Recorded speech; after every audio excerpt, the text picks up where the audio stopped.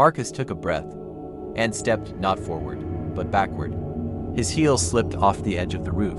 Amy screamed his name. The tower dropped out from under him as metal shrieked and bent like tortured bone. Marcus flilled, grabbing nothing but cold air. A hand caught his wrist, not Amy's, his double. It held him with impossible strength, expression unreadable as the tower groaned beneath them. "You almost made the same mistake again," the double said softly. Marcus gasped, kicking as the tower shook violently below. "Pull me up." The double didn't move. Instead, it leaned in close, whispering, "You always fall here, Marcus." Just like the first time, Marcus froze. The first time, a memory slammed into him, a falling sensation, cold wind. A scream that wasn't Amy's, his scream, a child's voice. The double's voice cut through the chaos. "You didn't come here alone back then. You came in dreams, and the ridge took what you left behind."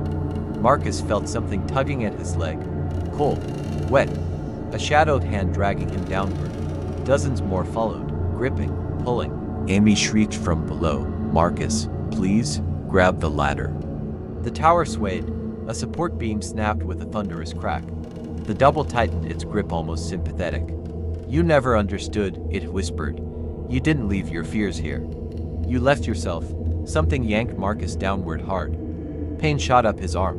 He slipped inches through the double's grip. "Amy," he shouted, "run." But she refused, scrambling up the ladder toward him, crying, shaking, "Marcus, I'm not leaving you." The shadows below surged upward, claws stretching toward them like a rising tide. The double looked down at them all, then at Marcus. "It's too late to save both," it murmured, "but not too late to save one." Marcus didn't understand until the double let go. He fell. Wine tore past his ears as the screaming forest rushed upward. Shadow hands reached for him like starving mouths, then a sudden crash of branches, pain, darkness. When Marcus opened his eyes, he was lying on a slope of dirt and splintered wood. The creatures were gone, the tower was collapsing. "Amy?" Marcus tried to stand but stumbled, dazed. The tower buckled, metal beams twisting. Amy clung to a lower platform, crying as the structure tipped. Marcus sprinted, half running, half falling, toward the crumbling supports. He reached her just as the final beam snapped.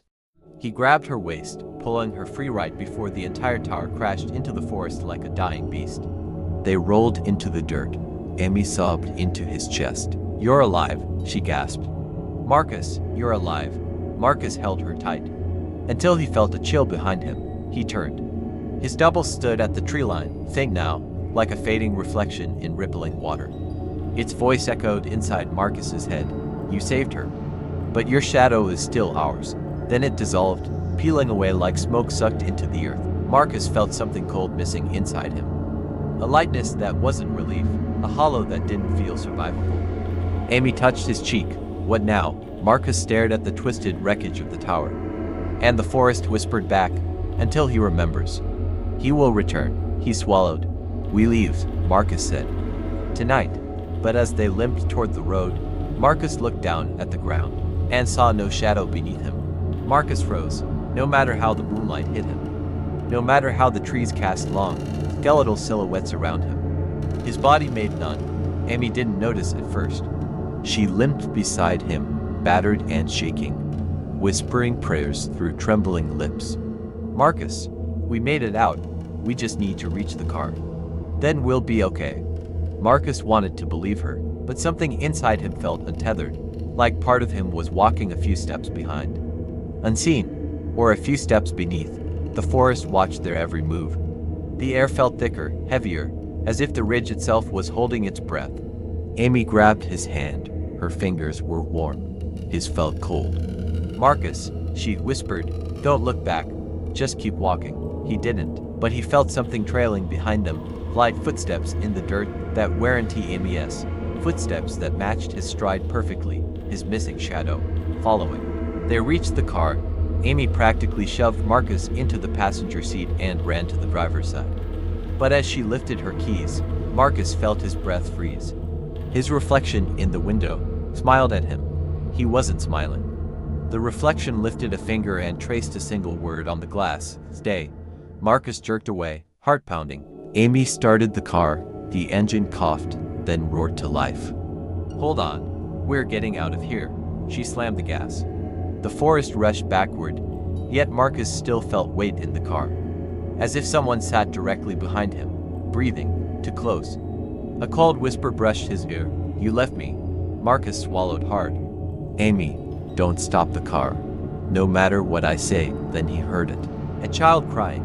In the back seat, Amy's eyes widened. A small figure sat behind them, pale, shaking, hair covering its face. Marcus's 8-year-old double.